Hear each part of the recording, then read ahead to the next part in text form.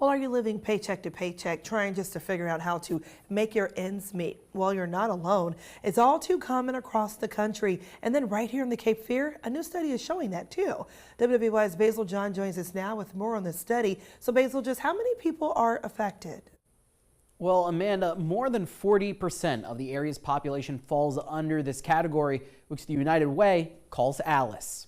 You're getting paid every 2 weeks at minimum wage. It's just, you can't make it. A new study conducted by the United Way found more than 40% of people living in U.S. households can't afford things like rent, childcare, and food, but are above the poverty line.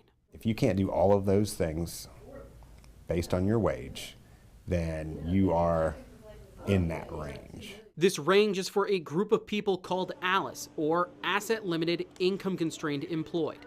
Tommy Taylor with the United Way says what they are struggling to reach is a self-sufficiency standard. We have a lot of folks that are underemployed, so it's not that they're not working, it's not that they're maybe not be working 2 jobs, but we've got people in our community that are making decisions, not that they can afford housing or food, but they're having to make a decision between which. More than a quarter of the population in Bladen, Brunswick, Columbus, New Hanover, and Pender counties would be categorized under ALICE. And some people in our area are not shocked by this.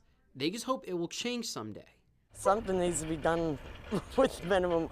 You don't make enough money even with working in full time. And I mean, there's agencies that help, but even a food bank, you barely get enough to feed yourself, let alone if you have a family.